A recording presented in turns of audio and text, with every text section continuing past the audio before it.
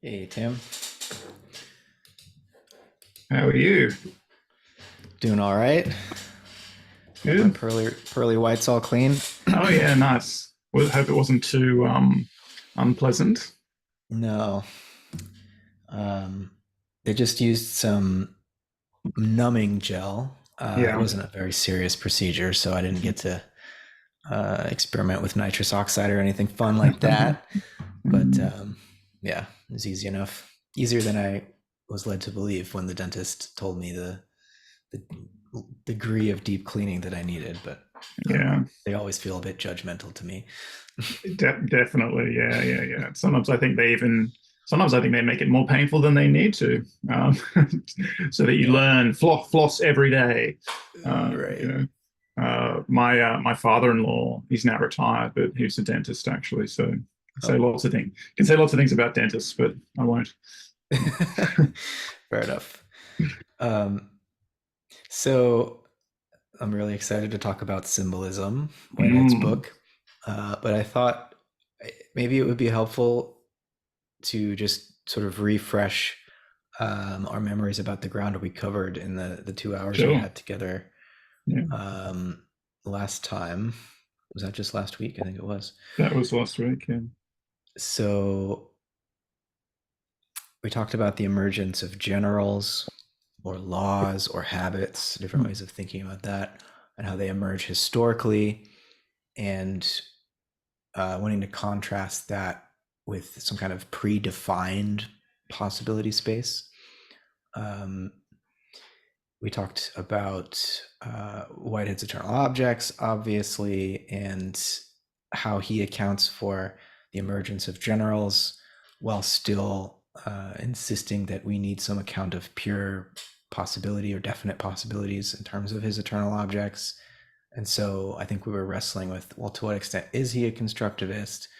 And to what extent does he still have some, uh, as John Dewey would criticize Whitehead for this like mathematical residue or something. Dewey loved Whitehead's functionalist, organicist account, but he didn't like the eternal objects. I We think talked, for yeah, me, I don't mind, and I think it's necessary to have that mathematical aspect, definitely, and that's probably a virtue of what White is doing. I suppose the challenge is the axiomatic aspect that sort of brings along with it. I think the thing that I'm always uneasy about is just how much are we positing? How much are we sort of sneaking the conclusions into the premises just when we do this kind of reasoning. And I think Whitehead does it very elegantly, but yeah, that's just the thing that I continually want to think through in relation to his use of eternal objects and the primordial nature of God. right. We should come back to that question of the axiomatic um, method and the extent to which that is how Whitehead understands what he's doing Mm, in mm, constructing his categorical scheme. Because I do think he intends there to be a fallible and sort of recursive, um, radically empirically grounded way in which mm, these categories are in some sense um, distilled from experience mm, and not just posited as a priori in any mm, sense, mm, or that there's no way in which experience could ever lead us to revise the categories. mm. Yeah, I think So he feels like he's going as far as you can go to do justice to that, ongoing revision of the scheme. And right, he feels that the posit that he's made is the minimal posit, essentially, right? mm-hmm. That we need to posit something. We need to have this function of, say, the primordial nature of God and its envisagement of the field of eternal objects in order to just get this construction going, right? Right, Which is just to say that we need to make a some sort of posit. You have to ground a sequence of reasoning in order to be able to reason at all, right? And mm-hmm. I, and I think he's right about that, Right, but it's very slight and certainly a sort of narcissism of small difference. The way that I want to probably just language it a little bit differently. Sure. Um, Yeah. yeah.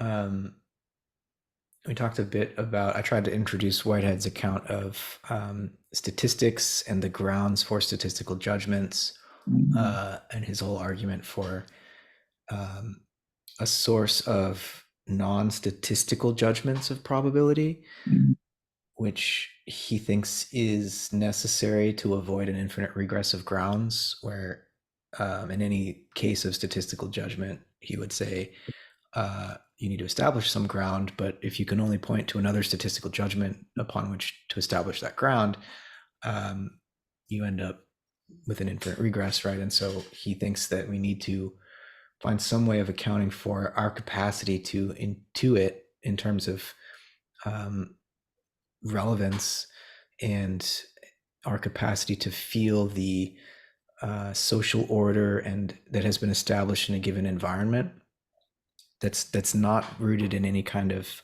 statistical inference, but ultimately has a deeper ontological source, which of course gets into his theology, mm. and the role of God, or the possibilitect as his replacement for the term God, I love that. the Yeah. architect of possibilities. Very, Mm, very.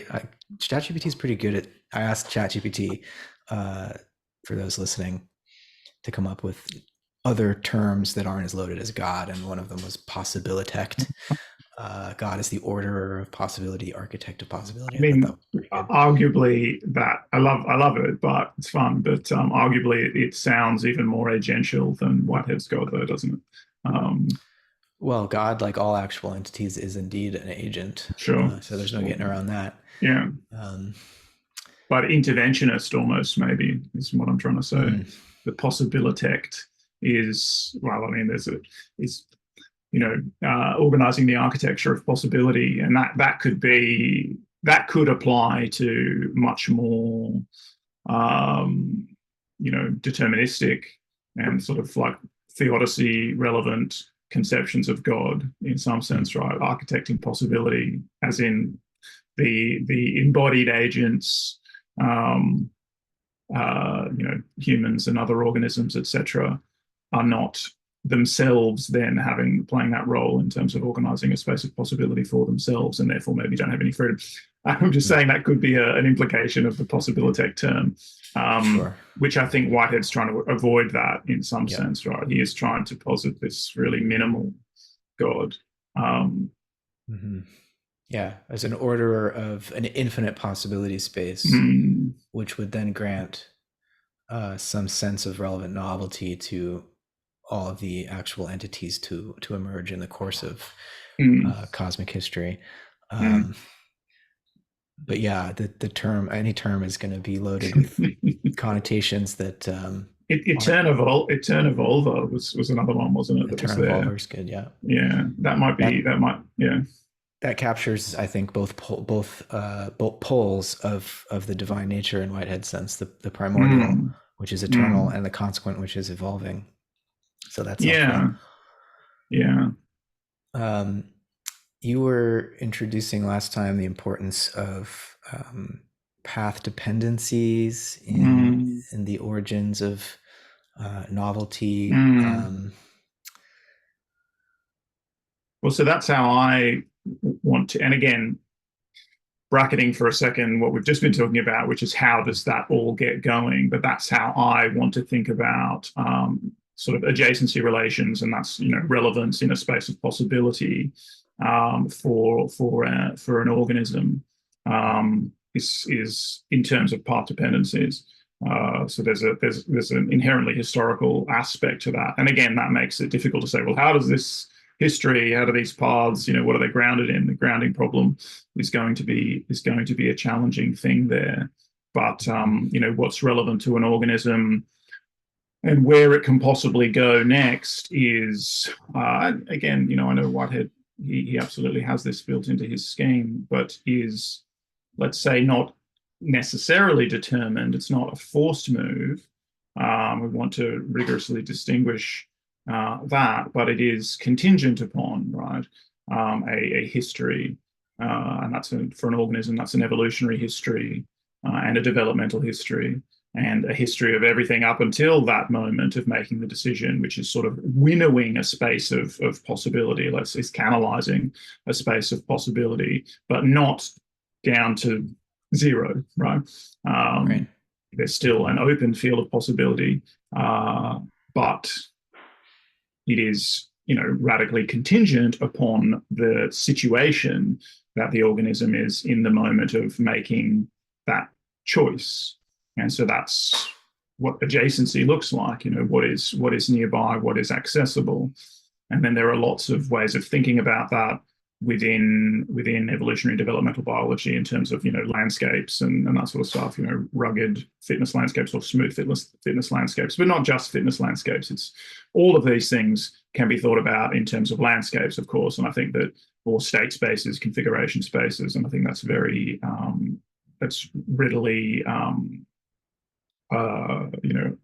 harmonizable with the way Whitehead is thinking about a space of possibility as well. Right. Um, and Whitehead has an account of the shifting probabilities for any given organism in its space-time location being asymmetrical in the sense that it has a certain degree of wiggle room in how it's going to interpret its own past, but the past is given; it's already actualized, and it's going to need to work within that givenness. Whereas the future is much more open and yet still being constrained by its location in its environmental context, given what has been actualized. There's a great metaphor that a friend and colleague of mine, Richard Tarnas, came up with to understand this. If you have a GPS system, you set your destination, and you make a wrong turn here, it's going to adjust the path to get you to that same destination. And there seems to be Whitehead wants to account for the asymmetry of creative process and the way in which the universe over the course of cosmic history is accreting, growing, laying down this path that is going to be making some future paths more probable and others less probable, but that there's this lack of there's an asymmetry in the sense that unlike some kind of Einsteinian block universe or something, the ontology of the future is very different than the ontology of the past. For sure. Even with complete knowledge of the position and velocity of Mm-hmm. every entity in the universe at the present moment, you could not predict the future Mm-hmm. because the universe is, Whitehead would say, or any process thinker I think would say, that Yeah. the universe is more than the sum total of already actualized things, right? There is this field of Yeah. possibility. Yeah, or there's an inherently stochastic element that is, perhaps canalized by agents. That might be something we have to come to a little bit later. And we might also come to this sort of, you were gesturing towards a Laplacian vision. We might speak about that when we speak about Markov blankets if we get there again today. But the GPS metaphor, I think one of the things about that we just have to be careful with, I suppose, is that there's a fixed goal. That yes, that's a description of potentially many pathways to reach the same goal state.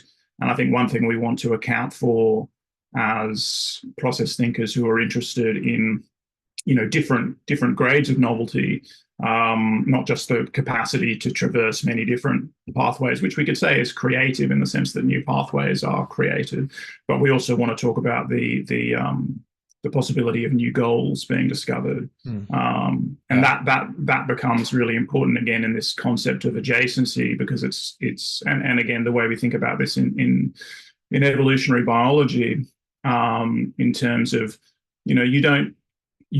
I mean, a system doesn't necessarily know what goals might be out there, or they may not be in any determinate sense said to be exist until they are reachable in some sense, Yeah. until they can be, let's say, until they can be envisioned, using that in a way that I think would be comfortable for Whiteheadians, but in a metaphorical way. Things have to be uh, adjacent or proximal to some degree in order to become, well, salient or relevant, and perhaps even to exist as determinate possibilities. Mm. And again, like, what the primordial nature of God is doing is, sort of making that process possible, yes, but is defining an location almost in a configuration space, with adjacency relations, with relevance relations, Mm. that Yeah. makes the idea of goals, or or values, which are of course related to goals and ends, Mm. possible in the first place. So again, it's just kind of the idea is to get that whole process going, right? Right. And yeah, it's very important the point you make that there's a limit of that metaphor, um, that the goals can change. And in living organisms, I think we want to be able to account for more than just a kind of instinct where the goal of a given behavior is just an inherited algorithm Mm, or something, mm, where in yeah. this situation respond in this way, which is, some kind of teleology there, but it's not granting creative agency to the organism as an Yeah. individual. Yeah. It's a habit inherited from prior generations. And it ends up being just another account of, you'd have to say that then all the fixed points, all the attractor states, all the goal states are there from the beginning. If Right. the only kind of creative decision an organism can make, the only kind of intelligent decision, and there's a reason to say it in that way, an organism can make is to find another way back to the same goal, then, well, the goals all have to pre-exist that process of exploration. And the reason to bring in the intelligence thing is because that's essentially William James's definition of intelligence that Mike Levin has been using a lot recently, which is that, intelligence is the capacity to achieve a goal state via many different pathways.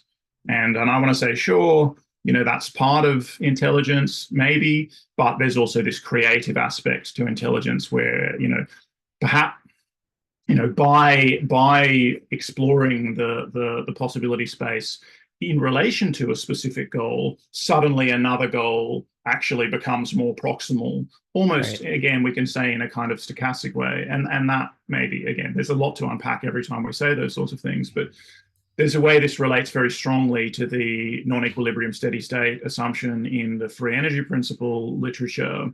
And just to say that, an organism's physiological state, its homeostasis or homeoresis, is governed by some attractor state that the organism, wants to keep returning to. And, the environment perturbs the organism in various ways and kind of knocks it out of that state to some degree. But then it has various means, both behavioral, physiological, etc., of coming back to, coming back into the orbit of that attractor state. But again, we want to be able to say, no, organisms aren't governed by single non-equilibrium steady states. There could be many and many different pathways in their body, but also they can transition from being under the influence of some particular attractor to a different one. And that's when, the constitution of the organism is changing such that their goals are reoriented on Right. some profound level. Oh, well, it doesn't have to be a profound level. There's just going to be a gradation where, everything from some very small new goal, like a shift to, a new foraging strategy because you've entered into a slightly different environment, or the environment has changed, and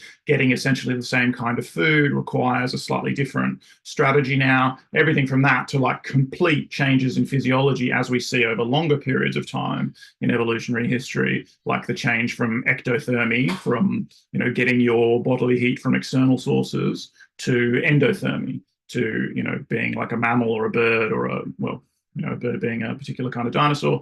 And many dinosaurs, we believe, were endothermic, but to producing your own heat, and so maintaining. So in a way, it's interesting example, because you are maintaining that steady state now, which is the constant body temperature. That becomes Mm. a sort of a homeostatic or a homeoretic process, as opposed to an allostatic process, which it is for an ectotherm. An ectotherm regulates their body heat behaviorally, like by moving, like a lizard goes and basks or goes into a shelter when it gets too hot and that sort of thing. So we're talking about a very, a very strong attractor state in terms of, regulating your physiology, or regulating your body temperature in this homeostatic manner. But it's also a very big change in the kind of attractive dynamics of the physiology overall. I'm Mm-hmm. super wary when we make these little digressions that there's a lot of Yeah. stuff bound up in these sorts of concepts, Yeah. and we can get back to Whitehead and see if we can get back to some of those things maybe more Well, sure, but I mean, gradually. it's a really interesting question that I you brought in Mike Levin and his. I mean, I think Mm, immediately also of the way in which uh, cells can form collectives that then become selves in their own right with their own mm, goals, higher level goals, mm, which alter. It might. It's not that the cells that compose our body know about the higher level goals that our whole organism is seeking, of mm, course, but in some sense, in the context of that new collective identity that emerges, the goals, the interests of individual cells change. mm, And so there's also not just in the course of an individual organism's lifespan that goals can change, or that new behaviors can be discovered, mm. but that new collective identities can be Yeah, forged, and yeah. whether it's a shift to multicellularity or um, some other kind of symbiogenesis, right, where Mm, a mm. whole new organism is brought forth as a result of an Totally. enduring, Yeah. um, mutually enhancing relationship. And so the idea, like, we don't just want to bring back teleology in some way, Mm, in a mm. naturalistic way. We also want to be able to talk about how novel purposes can be discovered and realized, up the scale of complexity and the collectives that organisms can form. Totally. So yeah, this idea of major evolutionary transitions is, in individuality, but in strategy, um, becomes super important. And when Mike's work on xenobots and anthrobots is really interesting in this respect, in the sense that when these cells, frog skin cells or human lung cells, are taken out of the collective that they, ordinarily are part of at a certain stage of development. So they've already differentiated into skin or lung cells, um, and they're freed from the constraints. In fact, because one way a higher level, individual develops is by constraining the parts such that their goal states are now serving the goals of the higher level organism, rather than just Mm-hmm. being, the goals of the cells. And of course, there's a way that cancer is likened to a reversion to, these individual cells deciding to pursue their own goals, rather so becoming renegades and disidentifying with the collective. But yeah, when these skin or lung cells are taken out of those constraints, they start immediately, embodying these new behaviors. They discover new goals.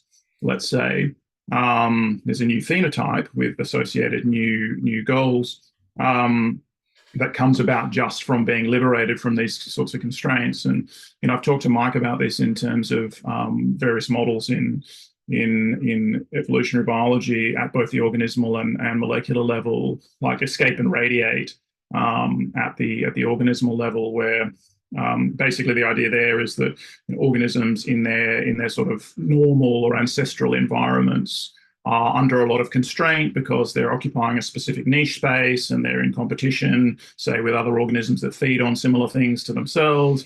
They're also being constrained by certain predators. So, you have to hide at a certain time of day, and you have to be, all of those sorts of things. And of course, that can be extended all the way out to various kinds of environmental constraints, like, on their thermal ecology and all of that sort of stuff.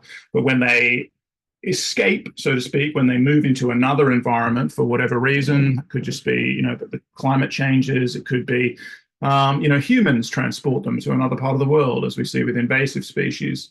Suddenly, the constraints, because their relations change, so their interaction partners, which again are mostly other organisms, or but also non-organic components of the environment, all of their relations change. They are now not under the same constraints. Of course, they may just die if the environment changes too much. But uh, given a certain degree of wiggle room now, where they're freed from a certain level of constraint, but certain fundamental things that they need for their survival are still available, they are less constrained and can discover these new goal states. They can explore this novel landscape and find new ways to live. And then we see something really similar with a so-called escape from adaptive conflict hypothesis in molecular evolution.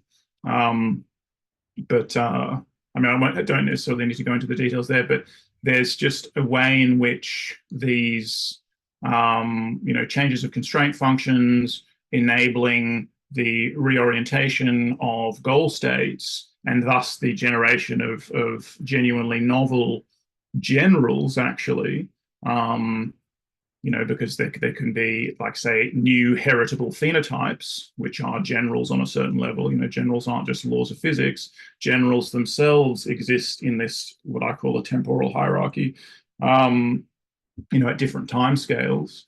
And there's a way that when, constraint functions change, there's a bit of a force move in the sense that it's adapt or die.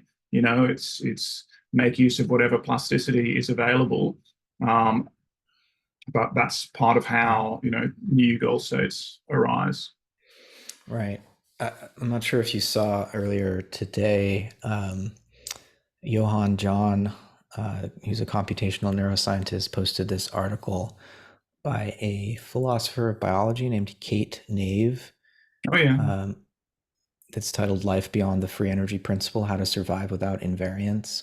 And it's kind of an organicist critique of free energy based on the idea that it does depend upon these invariants. And of course, that is a contested claim. And I know the free energy principle literature is constantly advancing and adapting to criticisms. And actually, Maxwell Ramstead chimed in immediately to say this is, it doesn't presuppose invariantism. So I it's not clear. Didn't It's see not. that. Oh, you didn't see that? Yeah. No, I mean, I know Johan. I mean, on Twitter, and also I've had an exchange with Kate Nave. Okay, I just found it, and I'll definitely look at that because she did. So I googled a little while, not googled. I used the Twitter search function. Conversations I've been involved in, or exchanges I've been involved in relating to the FEP over the last few years, and there was an exchange with Kate because her PhD thesis was something like everybody's got to eat, something of, a criticism of the free energy principle, something like that, or why we're not just, describable in terms of the free energy principle. And right. And I noticed though that because I think I even have her Google Scholar thing up in, here it is, in one of the like 500 tabs that I currently have open. That she'd done a lot of work with Andy Clark, interestingly, who of course is one of the great popularizers of the free energy principle story. So that's interesting. So she's got, there's a bunch of papers that I've earmarked as potentially cool to look at that I haven't read, like Wilding the Predictive Brain.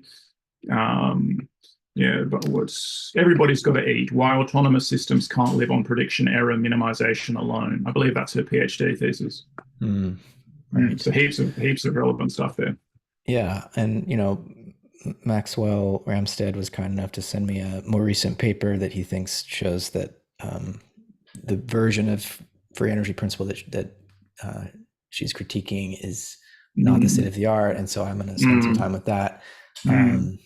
It's hard enough to catch up with the first version of it's always changing. So, I think adapting its priors, I guess. So totally, and I think that might be something to do with the state-based free energy principle versus the path-dependent formulation, Right. path-based formulation. And I think I may be wrong about this, but maybe some of her work was based on, Carl Friston wrote this paper, extremely widely cited paper on the application of free energy principle to biology more broadly, called Life as We Know It, in 2013.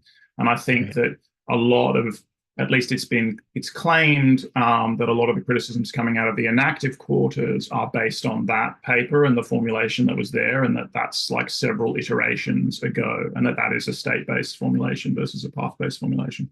Right. I'm pretty sure we're going to be able to square a lot of these things, but I think it's about how are you holding this free energy principle formalism? Are you holding it? And I feel like people like Maxwell are holding it a lot more lightly in some sense. It makes possible certain kind of analyses. And it describes a kind of physical constraint on systems or on objects, indeed. But it doesn't contain all the specificities that are required, of course, for giving an account of any given system. It's just a constraint that applies to those systems, and also it's like how strongly does it apply? Because you can get a kind of, so we can talk about the Laplace thing, that you can get a kind of almost deterministic vibe from Markov blankets. Yeah. So We're if you think just about, sophisticated steam engines, basically. I mean, yeah, sort of thing, yeah. with And of course governors, there are all of the, yeah, just good regulators trying to keep ourselves in relation to this single, which seems it's like necessary but not sufficient as a yeah, description of like organisms. Of course, need to do that, but yeah, there's a lot yeah, more going on, right? That's exactly. not capturable in those terms. And in a sense, it could almost be reduced to this old sort of chaos order thing, that organisms are poised in this middle, in this regime between the stochastic elements at very small scales and very fast moving scales, and the more deterministic or solenoidal flows at large, less complex scales. And like complexity happens like in between these two things, because it happens in the interaction between this variation, this generative stochasticity, and ordered structure that's more stable,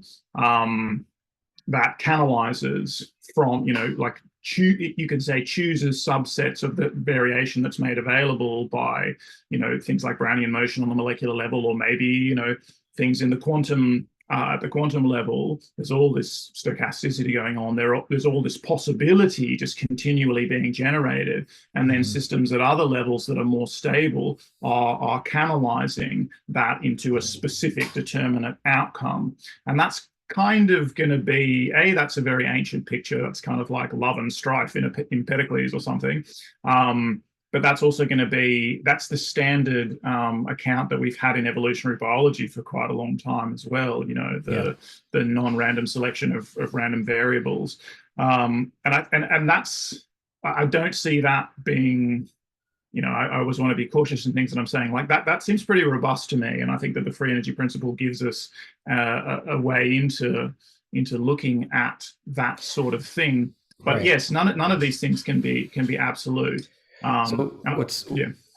what's occurring to me in just today, really, and thinking about our conversation and these exchanges I had with Johan and Maxwell, is that in Whitehead's terms, it seems that what the free energy principle is accounting for is what Whitehead would call the social order of an organism. In other Mm-hmm. words, the habits that have been accrued over the course of evolutionary time, all the things that work, that allow the organism to survive. But what's actually essential to life for Whitehead, which is why he describes um, living occasions of experience differently from societies of occasions, because societies are dominated by certain general characteristics and habits. They're habit bound, they're canalized.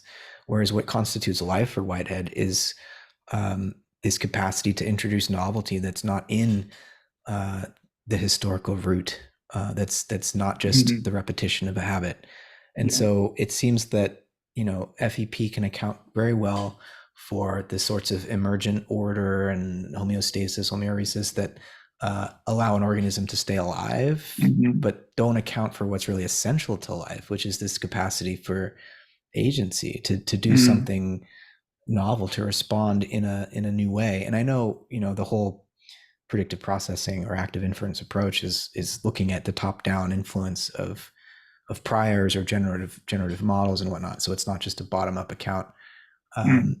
And so they, I'm trying to imagine their response to my saying that, but I just wonder if there's something about how Whitehead wants to account for the difference between the non-living and the living, Mm. that's not captured in FEP. And I think it is. I think they would definitely say that it is, and I think that they would say it in sort of similar terms to what I was just saying. In that, life is in the, and I mean, it's again, it's an old way of saying it.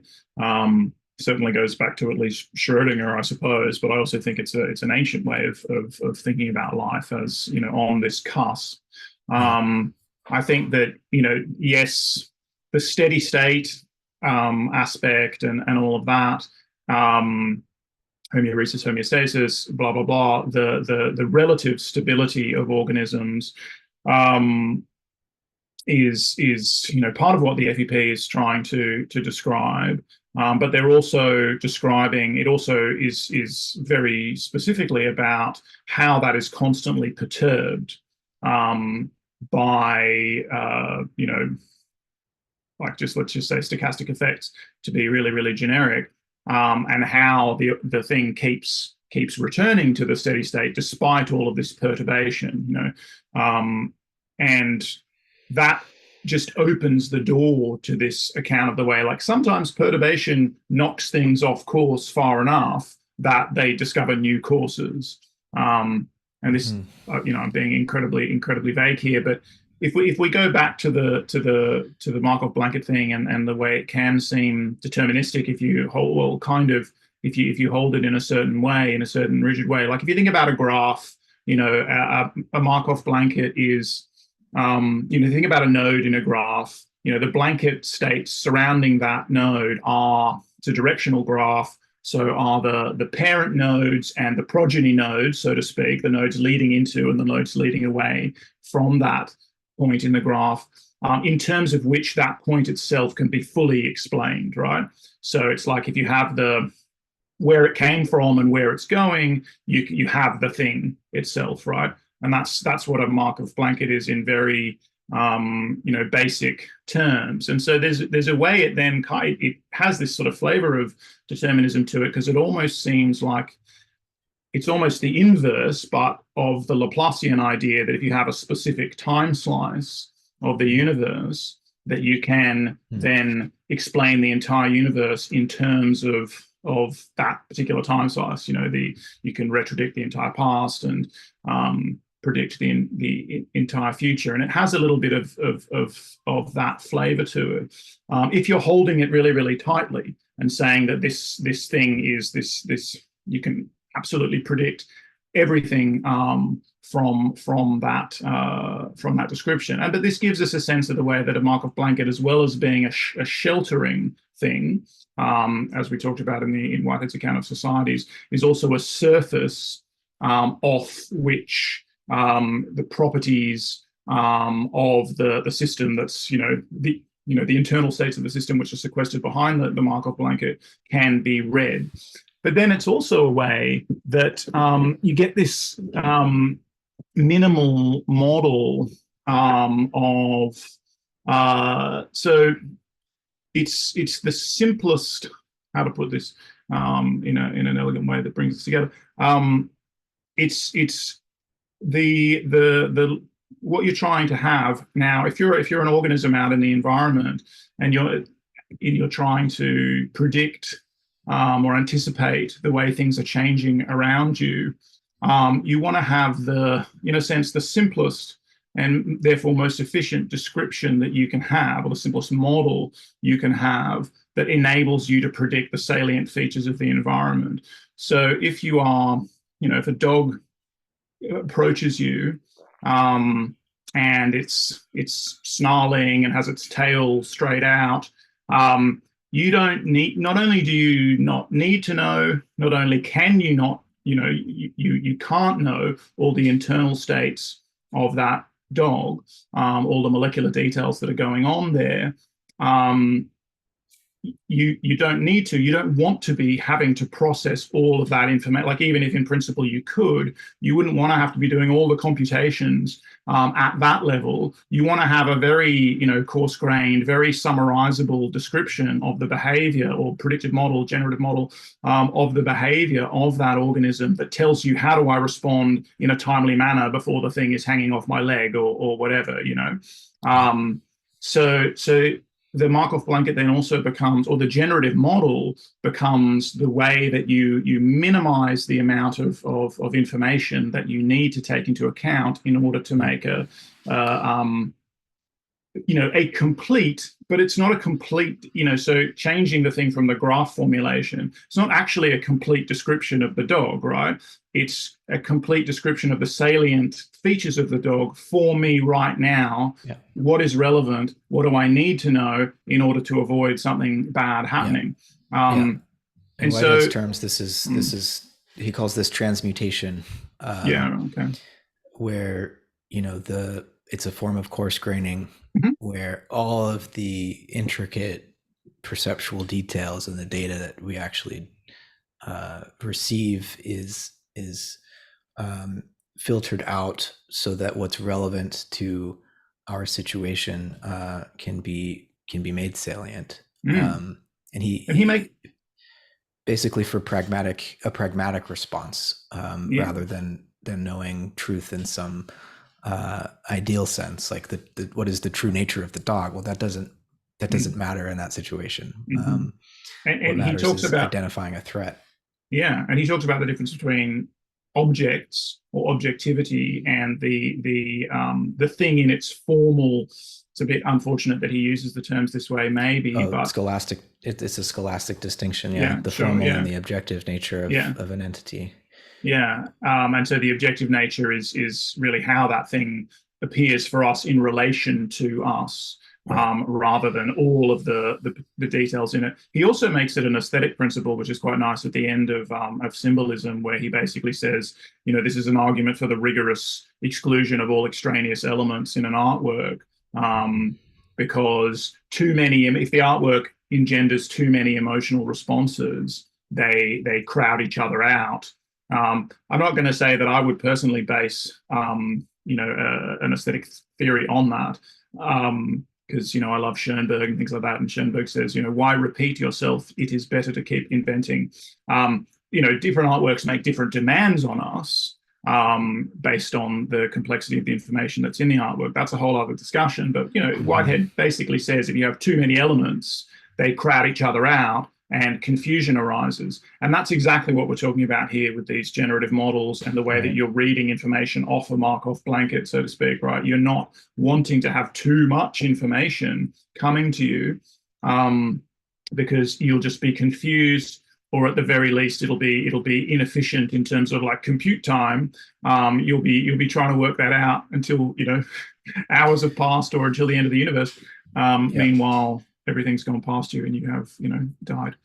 So we're already starting to transition into Whitehead and symbolism, Mm-hmm, mm-hmm, which is fitting in this context, because one of the open questions I have about FEP that came up last time we spoke, when I tried to kind of roughly map the phases of concrescence onto the idea of external states and sensation, internal states and action, mm-hmm, is this question of the extent to which, is it called the Bayesian box? This idea that an organism only has access to the mm-hmm, environment through its mm-hmm, sensations, mm-hmm, through sense data. And, I wonder to what extent this, I can't tell yet to what extent this might be reproducing what Whitehead criticizes as the mm-hmm, doctrine of sensationalism, mm-hmm. Yeah, which is that, coming out of modern philosophy, yeah, Hume and Kant both presuppose this idea that the raw data of perception comes in the form of like bare sensory universals, in other words, patches of color and shapes and yeah, stuff, yeah, yeah. that then gets assembled either as a result of habits of association for Hume or an mm, empiricist, or for Kant mm, or a rationalist, the application of a category, mm. um, an a priori category. And Whitehead doesn't like either solution. And so his whole Yeah. account of perception is an attempt to circumvent that empiricist rationalist fork, Mm. and try to give us a more realistic account of perception in terms of what he calls symbolic reference.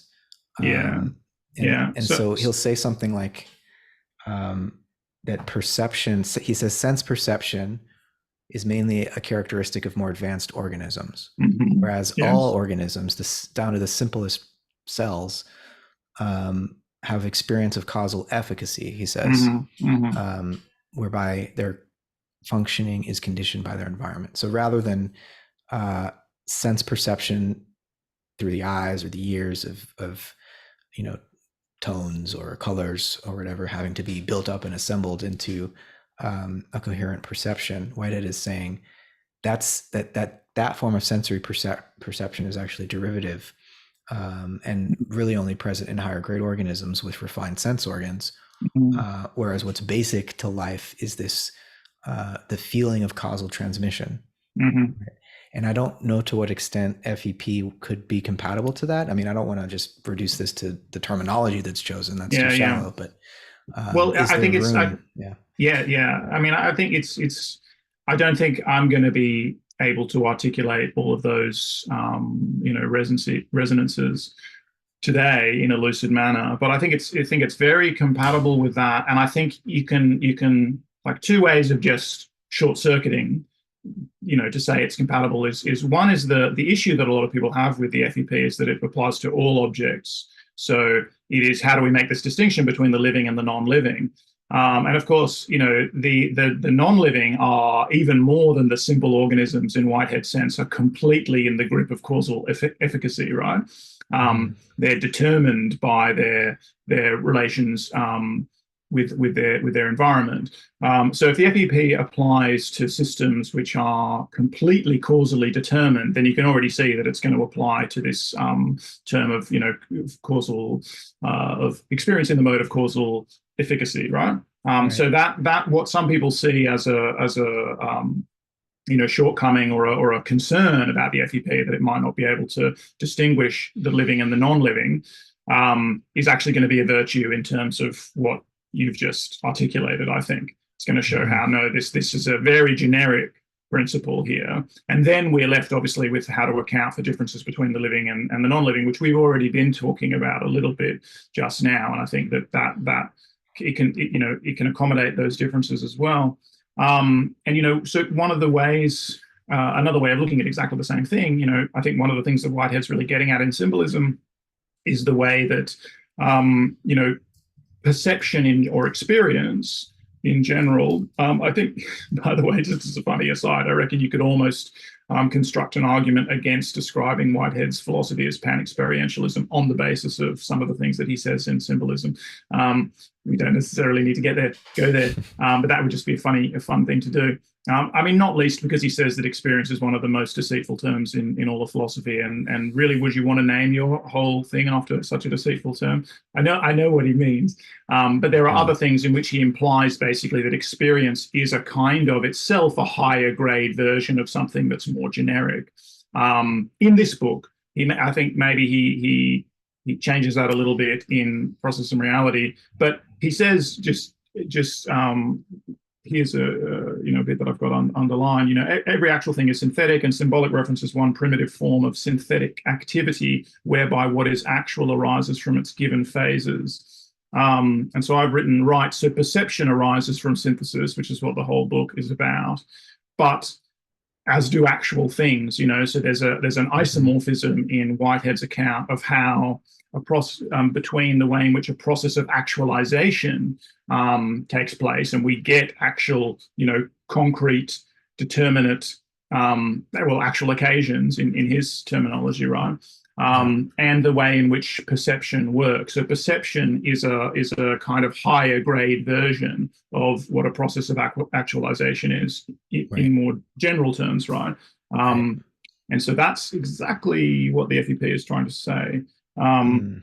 Mm. and then he also has the thing that you quoted last week, but I'll just say again, Yeah, it's worth objectification. repeating. Yeah. So objectification itself is abstraction. So we get objects in our perception now, via a process of abstraction. So by a process of compression or coarse graining, there are going to be a lot of like basically synonyms that we could use there. And that becomes useful because you can map that across different domains of interest, where, maybe a term like compression is more likely to be used in everything from like audio compression to fluid dynamics, but where coarse graining might be used somewhere else, or whatever. There's going to be a way of mapping those Yeah, things across that. and just quick for the Yeah, before you finish the quote for the yeah, inactivists, yeah, yeah.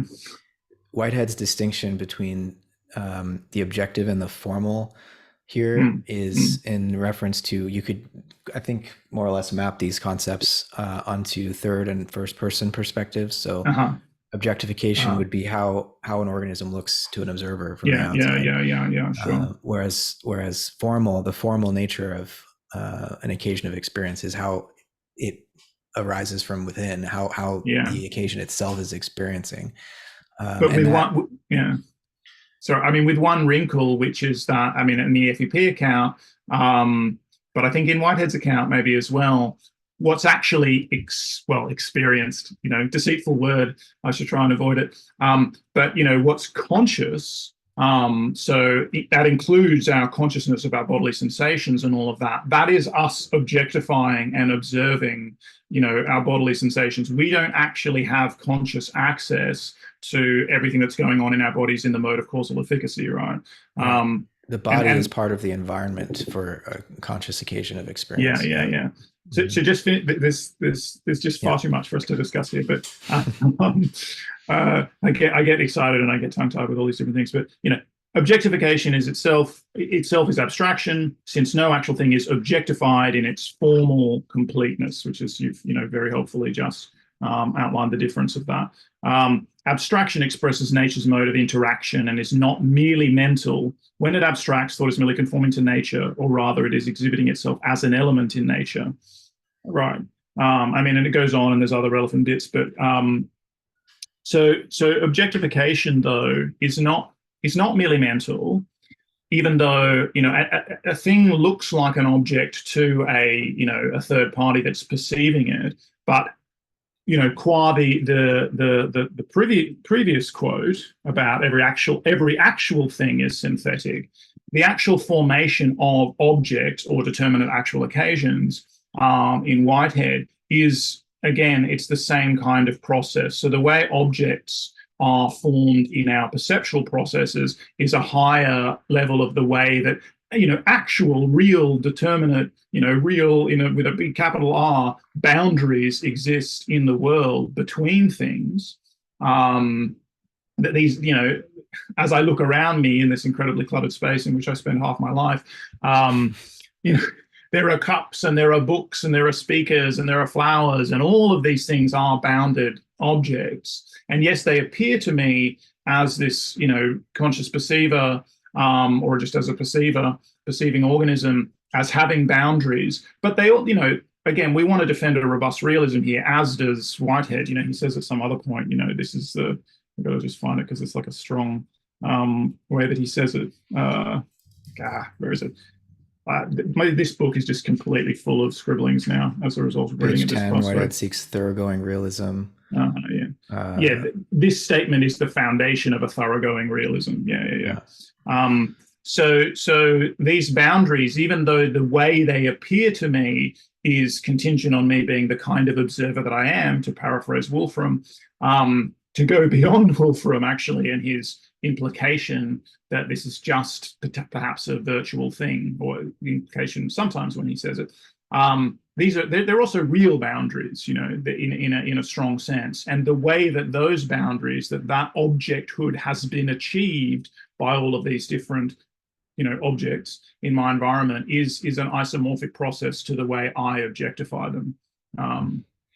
What's occurring to me now is that for Whitehead, a conscious occasion of experience, he says, is at one point in Process and Reality, is he thinks, he speculates, is flitting about in the interstices of the brain, in the empty space of the brain. And he says empty space in quotes. He doesn't really Mm, believe in any such thing. There's mm, activity everywhere in mm, nature, but mm, um, he's very Aristotelian or Cartesian, even in that sense, as opposed to Newton, who did think there could mm, be empty. mm, But um, the the the occasions which realize both life but also consciousness, where there's mental originality from occasion to occasion, they're not social. He says it's this is an entirely living nexus, which is the more generic form of relationship. mm, Society being a special case of a nexus. mm, And so, for Whitehead, strictly speaking, most of our bodies, and he equivocates on what's living and what life even mm. means, because for him it's a gradient, anyways. But most of our body is not composed of entirely living occasions. And so, Sure. like I just said before, our conscious experience from moment to moment arising in a nexus of um, entirely living occasions of experience is the body for those occasions is part of the environment. Mm, And so where and what allows that the consciousness and the mental originality to arise in those occasions is the sheltering provided by the social order of the rest of the body. And mm, so just trying to think about how to translate between like what's meant by Markov blanket uh, into Whitehead's scheme, it's like, you might initially think, oh, it's the membrane of a cell, or this the mm, sensory mm. um, screen, as it were, of our organism. But Whitehead's saying something subtler. But maybe this, I guess there are blankets within blankets within blankets, even in the FEP, right? So, And um, where they are is observer dependent. Is like how you use the formalism. You know how you define yeah. the Markov blanket is stipulative essentially. So you can think of yes, all the different boundaries within an organism, but you can also take chunks of organism plus environment or agent Hmm. plus arena in Vervaeke terms as being itself blanketed from the universe at large or Right. whatever. Yeah. But I mean, and I think this is totally consonant with what FEP is suggesting, that we want to be able to think in terms of an organism environment um, field or network, and Mm, that we're not trying to isolate mm, organisms from their mm, environment. And when Whitehead says that the body is just a particularly intimate part of the environment mm, from the mm, perspective mm. of our Yeah. consciousness, Yeah.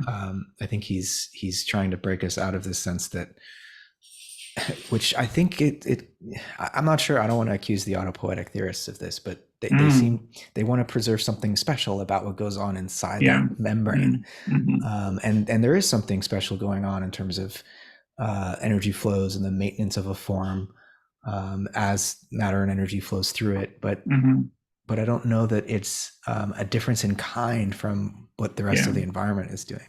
It just depends on, I just take the boundaries between kinds to be essentially stipulative as well. Because, I mean, if we're not being platonic Mhm. about natural kinds, and this is something, we touched on last week, and I can go into great detail with in terms of my own study systems. Like again, where's the boundary between a toxin and a non-toxin, or a venomous organism and a non-venomous organism? We're thinking very much in a modern contemporary evolutionary paradigm here. So all of these things are gradients, and for the purposes of analysis, so in toxinology, if you're concerned with which organisms are venomous, if you're more interested in the biology of the organisms and like the feeding ecology or defensive organism of the organisms, you might draw the boundaries in one place, like wherever you find that an organism is actively delivering a secretion that has deleterious effects on the target organism, either for feeding or defense or competitor deterrence or whatever it is. um, but if you're a clinical toxinologist and you're concerned about the impact that certain organisms have as threatening processes to humans, the impact that a bite or a sting or whatever has on humans, you might end up drawing that boundary in a fairly different place, because venomous to you is going to be, you're not necessarily going to be thinking about a rigorous biological definition of venom in terms of feeding ecology and defensive ecology. You're going to be thinking about venom as a threatening process. So you're going to be like, well, yeah, maybe those snakes are venomous or those spiders are venomous in some biological sense. I don't really care about that. Where I'm going to draw the line between the venomous and the non-venomous is which of these things can actually make a person sick. Um, and there have been like lots of arguments within toxinology between more biologically oriented people and more clinically oriented people. And one of the ways I've intervened in that is just like, guys, you've got different frames of reference, and so you're going to use these terms differently. Now, I would advocate personally for a biological framing, and then you can talk about things that are dangerously venomous or potentially dangerous or whatever within that. But even then, I'm still going to come to this point where when I'm in looking at an extant diversity of potentially venomous organisms, one of the really cool things for an evolutionary biologist about studying the evolution of venom in reptiles is that we don't just have, I mean, we have a little bit of a fossil record, but it's not great. And soft characters like venomousness and functional traits don't necessarily fossilize very well. But we've got the all possible arrangements on the spectrum still preserved within extant species. So you can look at these sort of transitional forms by actually just looking at currently living organisms, and everything from like clearly non-venomous through to highly venomous, with specialized associated anatomy, all of these sorts of things. Trying not to get bogged down in the details here, but Mm-hmm. you can see all of that. You can see that gradient within extant organisms, and where you're going to choose to draw the line, it's just not a real line, and or it's inaccessible in the sense that if venom is a functional trait, then it needs to have certain role in this feeding or defensive ecology, and it's just so difficult to study organisms with the fine-grained detail that we need to do, and study interactions between organisms to know what role the physiologically active chemicals, molecules in the oral secretion, say, of a lizard is playing in its ecology. Like lizards bite other organisms to feed on them or to defend them. Lizards have physiologically active things in their spit, but so do you and I. Um, you know, Mm-hmm. are those physiologically active things contributing to some selectable, benefit for defense or feeding that would justify including them as venomous? It's going to be almost impossible to say, and so it's not worth fighting about. Basically, when you have this sort of gradualist point of view, it's like, well, the boundaries between kinds, which is, I guess, how we got onto this huge digression, are themselves stipulative, and so actually the boundaries between systems are stipulative as well. So are we considering the whole organism as the system of interest? Are we considering individual cells as the system of interest? Are we considering various regulatory homeoretic flows within the system as kind of blanketed states Yeah. because they have their own attractor dynamics? Or is it this organism environment relationship, which is much broader? And yeah, I mean, on that question, I think Whitehead calls his philosophy of organism, because Mhm, he's trying to say that, metaphysically speaking, he's postulating that there's only one kind of entity, mhm, and mhm, it's the actual entity that he thinks emerges as an organic process, mhm, rather than just being an assemblage of parts. Any entity that we could point to, or whether it's the most fundamental particle that physics wants to talk about, or it's a snake, a lizard, or a human being, or God, is an instance of an actual entity, or of this organic process of um, the many becoming one and being increased by one. And so um, you know that's his wager as a metaphysician, that if in metaphysics we have different options, right? We could either be um, mechanist, we could be organicist, we could be dualist, right? We could be idealist, and maybe there are other options. I can't think of any at the moment, but he's trying to use this organic metaphor, the metaphor of an organism, and say, look, we can apply this all the way down, and it Mhm, does justice to, mhm, he thinks, any phenomenon that we might come across, mm. as a metaphysical description. Yeah. Um, it's not that there aren't mechanisms; it's just that he would say those are subsets. And so, Yeah. if we were going to talk about kinds, he does have his categories, and he was trying to Mhm, describe mhm, all of reality in terms of this kind of thing, an mhm, actual mhm. entity, right? Yeah. Um, yeah, I think when we speak about organicism, obviously I'm basically completely on board with that as a generic category. Of course, we need to talk about one would need to talk about the history of organicism and modern philosophy and all the ways that it can go wrong, so to speak, and why philosophers like Deleuze and Guattari have their specific criticisms of organic because they actually worry something similar to what people who are concerned about non-equilibrium steady states governing the dynamics of organisms worry about. They worry about it being some kind of rigid thing in which all the organisms are subservient to the whole organism, and so hence they go into the body without organs thing and all of But that. it's hard not to read Deleuze and Guattari as vitalists at the same time. Yeah, for sure, for So sure. I get, Yeah, the idea of fixed organ systems that yeah, come under fire by them, and their yeah. And I desire think for that the body without organs and all that, I think yeah, is well taken. And of course, in a Whiteheadian context, their concern is totally unfounded, and that's that's why Deleuze drew yeah. on Whitehead so much.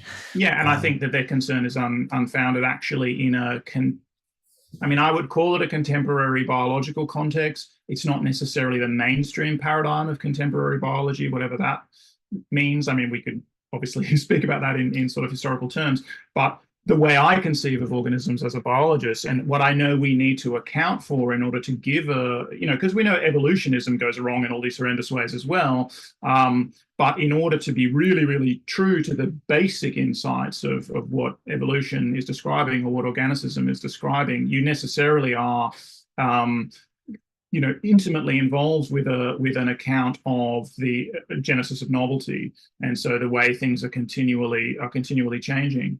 And just on the stipulativeness of kinds again for a second, um, that principle also just maps onto what we were saying about objects and objectivity in perception versus maybe in some formal sense, in the scholastic sense that Whitehead is using that term, in which the objects have in themselves have their own, intrinsic independent existence.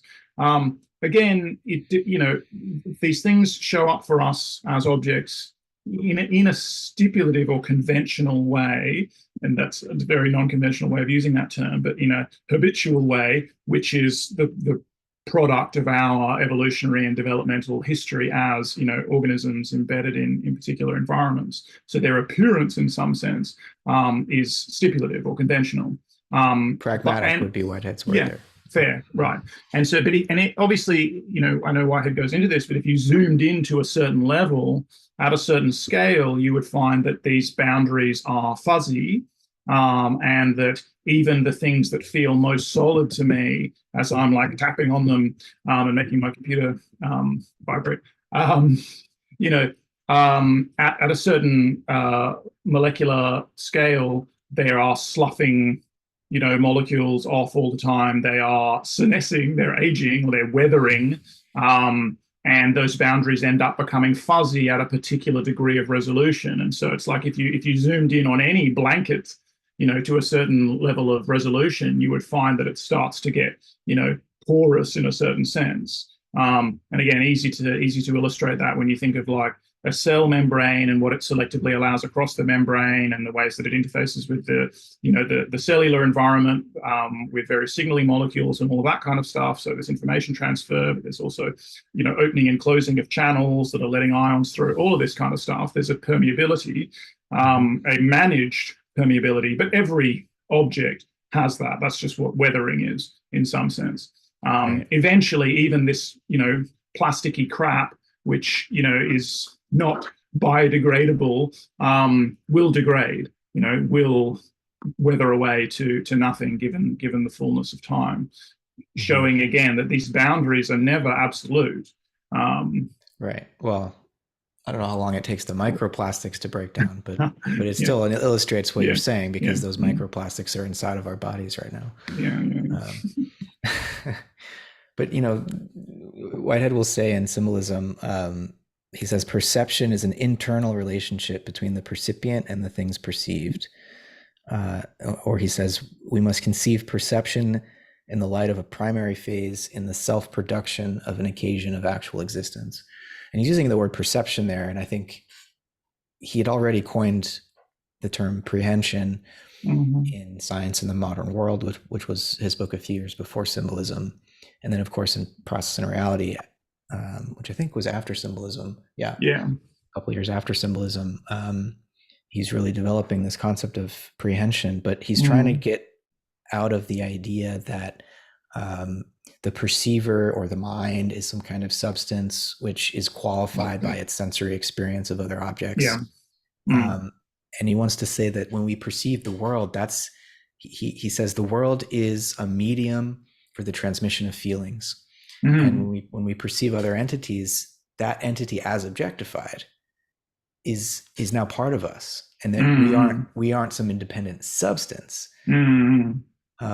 We do have an individual experience, but that experience, moment by moment, as a result of prehension, or he in this case says perception, Mm. is constituted by, it's internally related to what it's perceiving. It's constituted Mm. by what it's Mm. perceiving. Mm. Um, and so there's not a um, this isn't a representational No. account, right, of Mm. perception, Mm. where there's Mm. some internal language of thought or whatever, Yeah. where the sentient organism is construing what's going on outside of this enclosure, uh, mediated only by the senses, and creating this internal model that's in a totally different language, as it were, from what's going on in the outside world. And so Mm. Mm. that's part of Whitehead's realism too here, I Yes. think. Definitely. And Yeah. I wonder to what extent that can be translated into the internal external states um, distinction in FEP. Like, is this an internalism? And I know there were debates happening about this whole question in the Forking Paths paper that we talked about last Mm. time. Mm. Mm. They basically thought that FEP is a form of internalism and a kind of would therefore fall into a kind of mental representation paradigm, even if Mm. it's a Mm. predictive representation. Um, and I think Whitehead's, I mean, he's quite explicitly rejecting that whole um, way of construing perception.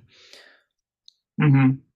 Yeah, I think one of the ways that the FEP group are trying to respond to those sorts of things is precisely through this stipulative nature of the Markov blanket or the boundaries that are drawn is relative to Hmm. some particular.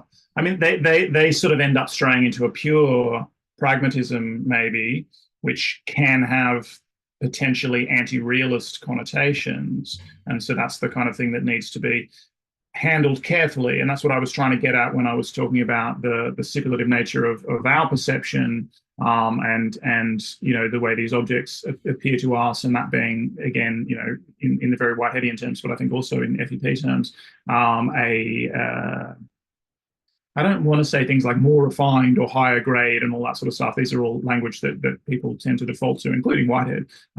But is another order, a different order of the same kind of project process of objectification, Hmm. as actualization is. And I think the way FEP people are trying to respond to some of those criticisms is specifically to talk about the stipulative nature of where you draw the boundaries based on your research question, essentially. And again, that can Mhm. start to make it seem like, well, so there aren't any real boundaries. Right. But what we I think are trying to articulate is a more graded sense of realism as well, because you don't want it to be, because realism, one of the contexts in which that term, comes up and is strongly, defended by some, is in contrast to nominalism, right? And so realism gets embroiled in lots of different debates. There's realism and anti-realism. There's realism and nominalism, and other shades of grey maybe. And I think basically what I want to do, and I think is what you want to do, is sort of plumb some middle ground, and I think again Whitehead is trying to do that, right? But in terms of the relation to nominalism, one wants to give a due deference to the particularity of particular things, the specificity of them, and the way they're not completely subsumed under the nature of some general. But then you also want to give an account one wants to give an account of the reality of certain generals. And so I think maybe there are ways in which that nuance, it's a difficult one to express, and it's not necessarily clearly expressed in the FEP, and they might appear to be, retreating into nominalist territory to avoid this charge of, oh, you're treating these formal as, you're treating the map as the territory kind of thing, right? And another recent paper of Ramstead and co. that Maxwell told me is currently being revised, but I think it's one we should definitely look at, is the map territory fallacy, where they're kind of like, no, that's just a fallacy. Right, I saw that. We're not doing that. We're treating this as a set of modeling tools, and this is how we should think about models, and blah, blah, blah, blah, blah. And again, those are important rejoinders, and we should think about models in that way. But what we're trying to do, and I think that the FEP, again, its oscillation between these poles perhaps suggests that there is this middle ground in that account where, yes, we're talking about models, but we're also talking about the reality of models and the way that modeling as a process is in fact a version of the process of actualization, of objectification. Like these things are themselves deeply related.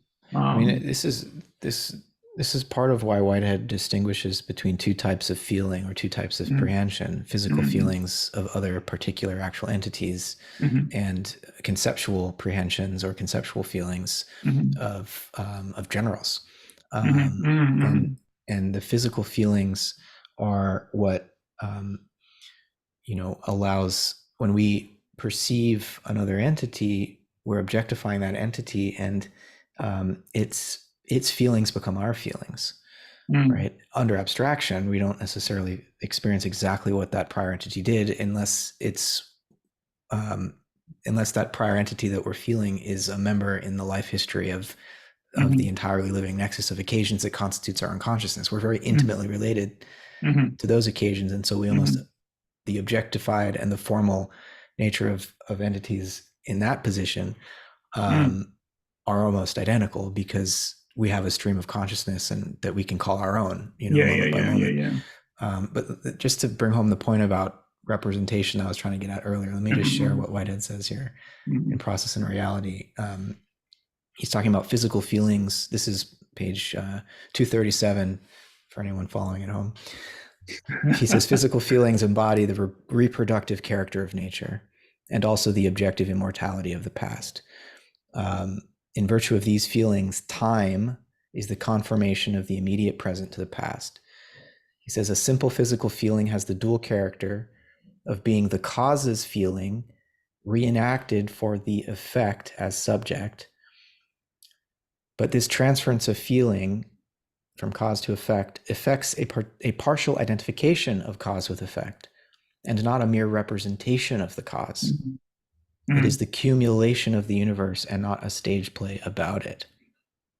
I wonder if he almost has a more elegant way of putting that in symbolism, to be honest, because where he refutes, like quite early on, he looks to refute Hume and Kant. Right. Time as mere succession. Yeah, exactly. By saying no, there's an actual like construction basically going on here.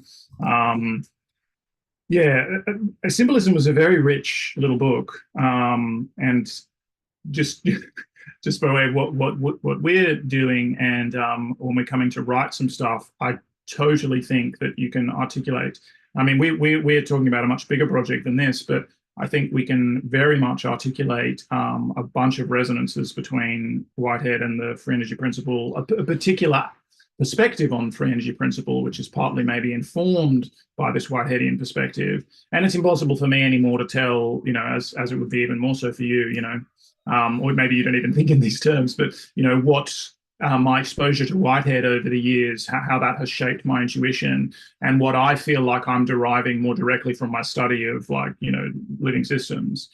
There's so much resonance there, and so that's part of the reason why sometimes I'm trying to keep a bit of distance between my perspective and Whitehead's, because I don't want to be completely canalized by what he's got to say. But I think that this the resonances are incredibly striking. And not necessarily so much in terms of just trying to map, and that's a thing to do for sure, but map, individual terms in the FEP formalism onto individual terms in the sort of Whiteheadian formalism realized in, natural language. But the overall structure, let's say, that they're both pointing to is just so resonant. Yeah, so I don't have the exact pages here for this because it was something else that I was going to, we'll get back to. There are too many things. There's one thing I want to talk about lineage diversification actually in a second, in terms of what you were saying about, we have our own uniquely intimate perspective on essentially our own developmental lineage as a so-called individual organism in consciousness. We'll see if I can recover what I wanted to say about that. But there's also this thing going back to the externalist-internalist thing, distinction between whether the organism has a generative model or embodies a generative model, which you see there's equivocation on those two ways of framing it in the FEP literature. But maybe we can come back to that after we find this. Do you have the basic quote on refutation of Hume? Yeah. That's page 35, where Hume and Kant assume that time is pure succession, but this is just as abstract as the idea of mere color. There's not really any such thing as mere color. There's just particular colors, just as there's no mere succession, just particular ways of conforming to or deriving from the past.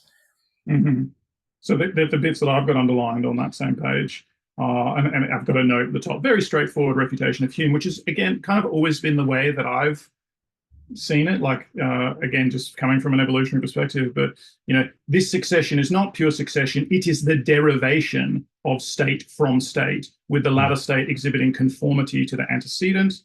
Time in the concrete is the conformation of state to state, the later to the earlier. Blah, blah, blah. No pure succession, but always some particular relational ground in respect to which the terms succeed each other, et cetera, et cetera. Yeah. So I take all that to be, pretty straightforward and pretty lucid. And yeah, I mean, we can be radically deceived by evil demons and all of these sorts of things. But I said it on Twitter in our exchange after our last thing, if empiricism is worth anything, so kind of in Hume's own terms, and bearing in mind that he didn't have the history of modern science that we have to draw on, the universe is not a Boltzmann brain. It has a very specific, and we can't reconstruct it in complete detail, obviously, but we can reconstruct a great deal to suggest that, there is an ordered evolution of cosmos and organisms and etc. And so, yes, which is just to say that time is not pure succession. States don't follow one from the, one to the other in some jumbled, disordered fashion. And neither, unless we're radically deceived by an evil demon, should we think that the appearance of derivation from state to state is simply the process of some perceptual coarse graining that we do. No, there's absolutely ample reason from all sorts of different kinds of evidence, the best evidence that we can have, and I just take it as sort of a given that in the contemporary context we should base our metaphysics on science, or science should form a constraining principle. I'm not saying well, there are things that are fairly obvious in our conversation to say, which is not to say that, science has the last word on metaphysics. In fact, metaphysics is really not the concern of science directly. At all, but we want our metaphysical pictures to be in conformity with the best available evidence that we have on what is the nature of the world, and that tends to come from science and its various auxiliary instruments and formalisms. And so, given all of that, there's no reason to believe or to give any substantial credence to the idea that the universe is fundamentally disordered. Or that states merely succeed each other with no causal relation or no derivative relation. Of course, the opposite is the relationship of pure derivation, which is again Laplace, and there's no reason to believe in that either. So again, we're stuck. We are in a nuanced middle ground between these positions, and Yeah. And there's a gradient there too. So like yeah, even in the physical world, Whitehead would say there's a partial identification of cause with effect. It's not perfect mm-hmm. determinism. Yeah. Even when you're at the level of electromagnetic radiation and whatever, there are quantum indeterminacies. But this, as you move up the scale of complexity, which I know, how do you measure complexity? I know that's a problematic statement, but give it to me for now. As experience becomes more intense over the course of evolutionary history, that partial identification becomes more and more, there's more and more wiggle room for novelty to enter in, more and more room for agency, for organisms, not just to conform to instinct, but to exercise some degree of freedom. Well, I think this is a really interesting point because one picture is that as organisms gain in complexity, bracketing what that actually means. Although I think we can say what we mean by that, but that there's more wiggle room. There's a way in which that's true, but then there's also a way in which at the moment, whether the primordial nature of God is involved or not, or whether it's just some quantum fluctuation, there's maximal degrees of freedom. So there's a way in which, again, they're just different perspectives one can take, and it will end up relying in non-trivial ways on the way one conceives of the space of the possible. And so almost to say that there's more wiggle room with complex organisms is to say that the space of or the determinate space of possibility is being kind of formed or refined, or its resolution is increasing as a result of adjacency as organisms approach these novel configurations, which are not in any sense real until there's something near enough to them for them to take on a certain degree of clarity. Is the difference here one between there's maximal freedom at the origin before anything has become canalized, but that's more like randomness, whereas the sort of freedom that I was referring to is more like agency. Sure, absolutely, absolutely, yeah. It's an ordered exploration as opposed to just a pure contingency, which is again, there's a slight tension between a picture of the universe as a fluctuation in the quantum vacuum and the Whiteheadian view, or where you need this primordial function of God, except that what I've said is what I've tried to articulate, and one of the reasons why I don't think we should call it God. And maybe we can actually get into that in the last 15 minutes of the chat or something if we want, or we could easily devote a whole discussion to that. But I should say I'm going to see Dune tonight, nice. and so Awesome. I've got like 10 more minutes, and then cool. So we could get to the God thing in just a second. Well, there's one. Okay, maybe we bracket that. There are always going to be too many things to discuss. There's on page 13 and 14, actually, where he specifically gets into this discussion of presentational immediacy. And we haven't done any justice to symbolism in the sense that, we've talked about causal efficacy a little bit. versus, but we haven't really defined the relationship between causal efficacy and presentational immediacy, which I take to be absolutely central to the notion of symbolism that he's actually Right. developing here, like the way those two things are mapped onto each other to find, structural invariants or resonances between them, and that's this symbolic relationship. But sorry to anyone listening who finds that confusing. We're not going to, we don't It's a have time to short book. unpack it. They could just read it. Just read it. Yeah, it's dense. But I think it's pretty easy if, well, if one has. Certainly not Whitehead at his densest. Yeah, no, for sure. But then he talks about projection, and then so he's talking about, which is also I take to be a Humean thing actually, but also very much a Kantian thing. We think of it as the way that there's a projection of, so presentational immediacy, which is, the problem is there's too many parts to get to what I want to say, but is something like the way the world appears to us, as opposed to this mode of causal efficacy, which we talked about. And there's a projective element to that, in the sense that the world appears to us in a certain way because we are the kinds of organisms that we are, bracketing all of that complexity. But then he wants to avoid the representational interpretation of that, or the purely internalist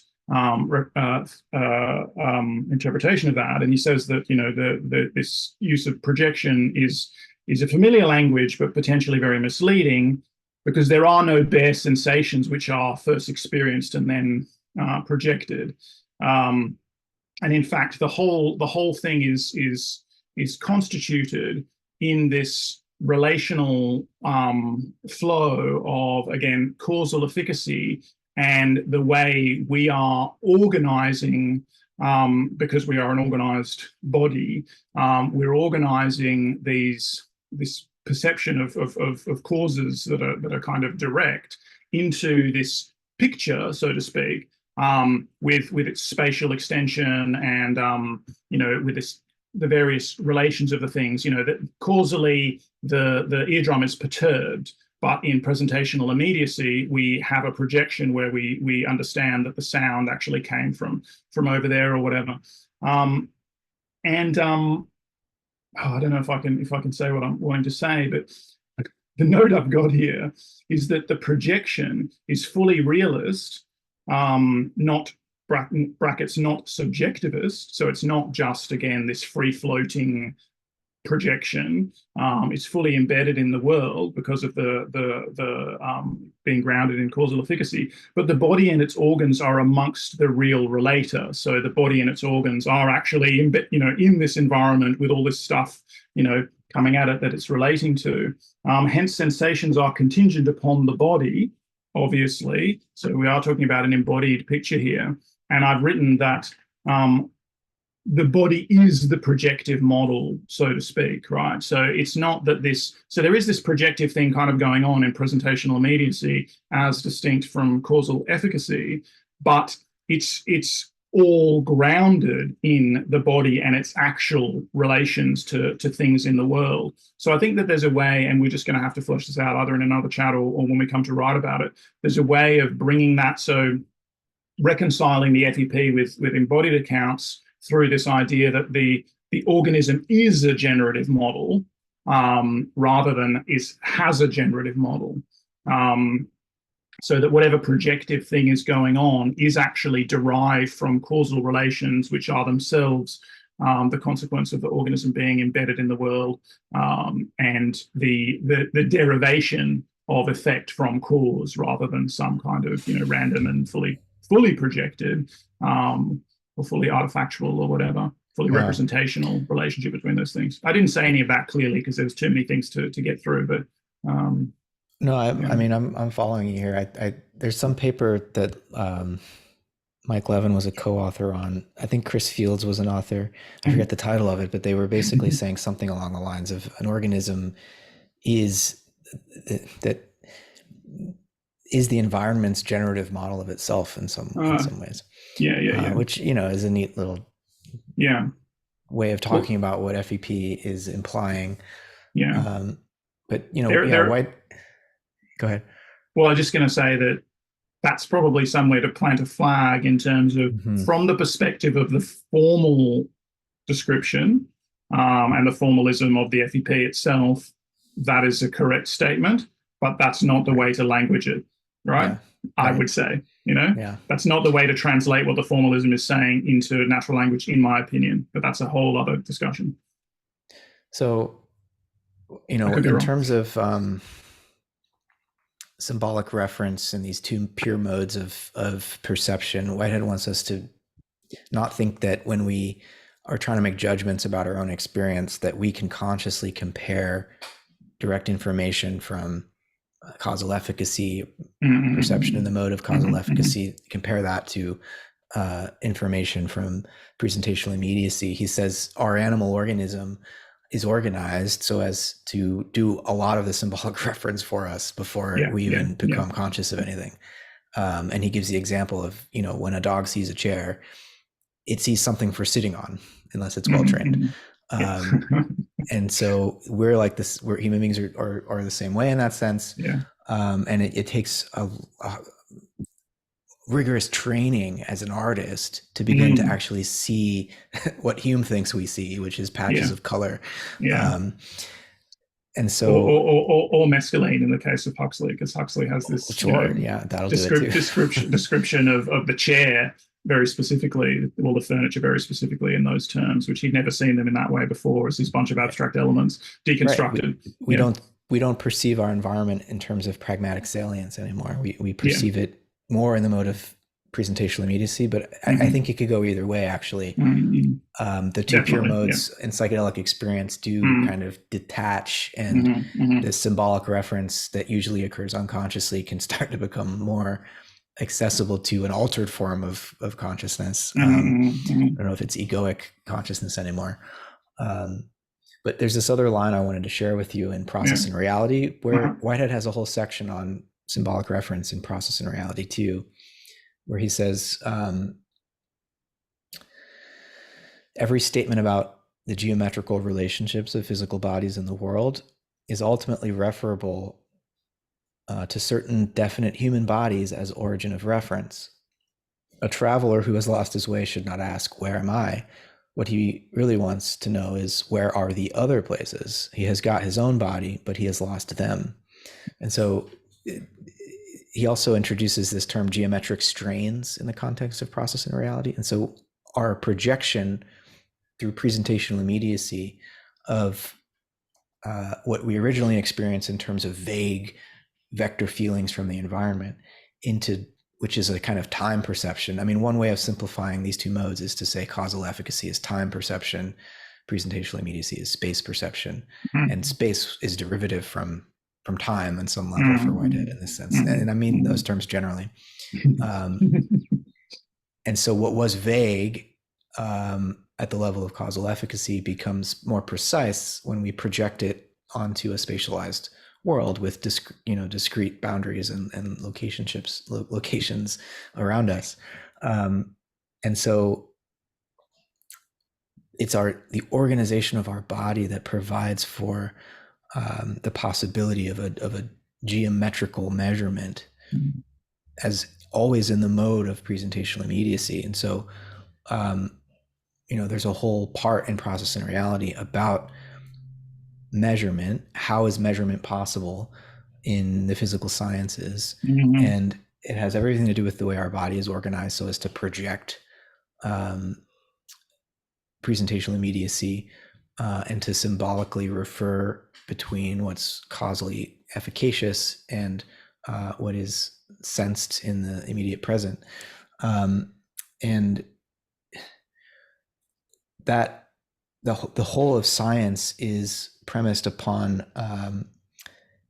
the fact that we can freeze nature in a given instant so as to measure where the physical bodies would be in our environment. But Whitehead's whole point is that we can only do that from the perspective of a percipient occasion, he would say. And there's this God trick, as Donna Haraway would refer to it, whereby we Mm-hmm. forget that ultimately, to make any kind of measurement, and this becomes more obvious with the quantum measurement problem, but even in Mm-hmm. classical physics, there's no way to step outside of your embodied perspective so as to Mm-hmm. make a measurement upon the world, that's always a function of symbolic reference and a function Mhm. of the organization um, of your body. Um, And I think that is something we can really drill down on in this comparison between, Whitehead and FEP, which I take as a mhm. very preliminary thing to the broader project that we've discussed, but it's something we can go deep on here.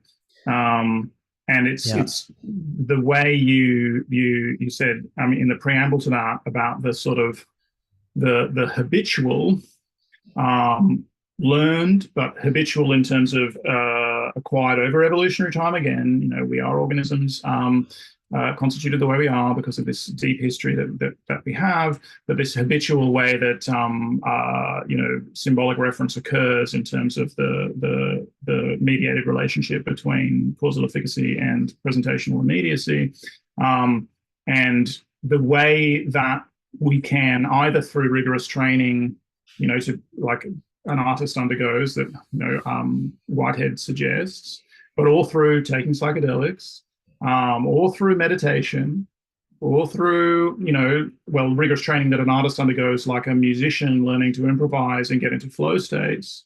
The way we can actually readjust that habitual relationship through training, and also the way that we can develop as opposed to evolve. Now we can learn in the course of our lifetime aberrant relationships, aberrant inferences, or things can become reflexive as he gets to later on. Like they're so habitual that they are reflexes. So we have these reactive complexes. We see something, it fits so well with a model that we've acquired that we're just like, that is that thing.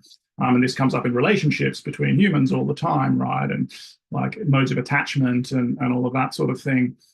There's a way to get, yeah, it's so rich. There's so many things that we can draw together. And I really do think, and this is independent. I'm not, don't want to come across as an apologist for the FEP or saying, anything greater than there are some real resonances here, and in the intersection of these two, profound ways of, or potentially profound ways of looking at the world, we can I think readily, like it's already kind of there. We just have to write it out to some extent because there'll be lots of devils in the details that only emerge in the writing process. We Yeah. can really, generate a very, very rich, dialogue between Yeah. between those two fields, because FEP really can provide an account of the way precision weighting is modulated, or gain modulation, as a result of things like meditation or psychedelics or etc. And I think that's really very resonant with a lot of the stuff that Whitehead's saying here as well. Yeah. Um, Same time next week. Yeah, for sure. We can either continue this. Yeah, we may as well just continue this discussion of symbolism. Send me some passages in Process and Reality. Like I was intending to look at the Mm, propositions stuff as well in yeah. there. Yeah. Send me a couple of passages there that I'll try to have a look at. But I think there's enough that we, threads that we have from just this discussion to continue on. And then I will just insist, just for the sake of diversification, that the next session that we do, we maybe talk about Floridi or something else that Yeah.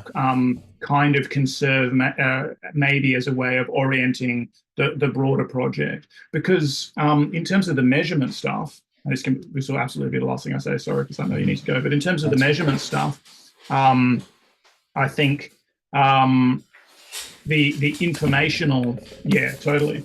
And this one is, so these two, yeah, because this one is The good logic. too. Yeah. Yeah. And I don't know if you have institutional access or not, but if you don't want to buy the other one, if you don't have it, I can send you the PDFs because they're all available on OUP online. Okay. I'm sure I can Yeah. find it too. Yeah. But there's a way that this theory of measurement and this, it being the way we make measurements being very contingent on us being the kind of organisms that we are, is so integral to the project we've been outlining. And that's really what, situated, not information theory in the Shannon sense per se, but a kind of situated philosophy of information like Floridi is trying to articulate, is really trying to deal with that as well. And again, that's what the FEP and the Markov blanket formalism is about too. It's about how, objects relate across these boundaries, which are essentially, how organisms measure each other, or Right. objects measure each other. And then we'll eventually get to Wolfram as well and his observer theory, because that's also going to tie in very closely with this stuff. The one thing I'll say here about how Whitehead Mm-hmm. thinks of measurement is that Mm-hmm. science can only measure the physical pole, Mm-hmm. Mm-hmm. and brackets out the mental pole. And so Mm-hmm. that's why physics Yeah, is different than biology in terms of sure. the extent to which we can make very precise Yes. predictions about how a Mm-hmm. system is going to behave. Yeah. Um, and so there's always going to be a limit in a Whiteheadian paradigm as regards what sorts of models we can develop that would give us prediction and control over the system in question. Yeah, Yeah. oh, I think absolutely, and I think that can even taking the mental pole out just for a second, um, in the sense that we have been, in the sense that we're saying there's this isomorphism that the mental isn't free floating and all of that, and it's the product of the same kinds of processes of Mm-hmm. abstraction, compression, coarse graining, and everything. Um, there's a way that we can get back to this other vague word, complexity, and we can just talk about limits that are the function of complexity, and things like what Wolfram would call computational irreducibility, but all the barriers that we have, that are really just a function of how complex systems are in their operating. And again, the blanket formalism is partly about how we don't have direct access to internal states. We're reading things off boundaries, we're reading things off surfaces, and Mm-hmm. maybe there is something going. It's like with a black hole, you can read all everything that's accessible, all the information in a black hole. You can read off the holographic, off the surface, right, off the boundary, the event horizon. But it's not necessarily to say that there's nothing going on in the bulk. It's just that we don't have access to it. And Right. so again, I think there are going to be ways to bring all of those lines of thought together. And I'm thinking about how we're going to chunk this up for writing. And I think we can definitely even do it like the first article can be FEP and Whitehead, largely based on symbolism, because there's more than enough in there in terms Mm-hmm. of resonances. And then That's there'll probably a good be, idea to limit us yeah, to that. Yeah. yeah, because then it can be this never-ending sequence Or of at least articles maybe until we Whitehead's get theory bored. of perception, Yeah, yeah, because yeah, there is, I think, some really important elaborations in process and reality on yeah, sure, symbolic yeah. reference. And Yeah, yeah, yeah. well, definitely send me a few passages to take a look at. The other thing I did look at this week is the God passage in Science in the Modern World. I had another look at that, and I think that can be a place we get to if we earmark a chunk of next session to have a quick chat about that as well. Not a quick chat, because it's another heavy thing. Mm-hmm. Um, but yeah, I will let you go and see June. I'm envious. So hard to go to the movies when you have a 2-year-old. I'm really looking forward to seeing June too. But yeah, enjoy it. Tell me what you think without telling me anything else. Just tell me if you enjoyed it or not. Sure. Well, I think it tracks pretty close to the books. I don't know if you've read Yeah, the books, I have read the books. Yeah, um, but yeah, I'll tell you what I think. awesome. All right, Tim. Enjoyed this. Lots to chew Yeah, on, and yeah, pretty soon here we'll get down to the real work of yeah, articulating this in writing. Because you're right, that's when we'll make real discoveries. yeah. I think so. Awesome. All right, talk soon. Take care, man. See ya.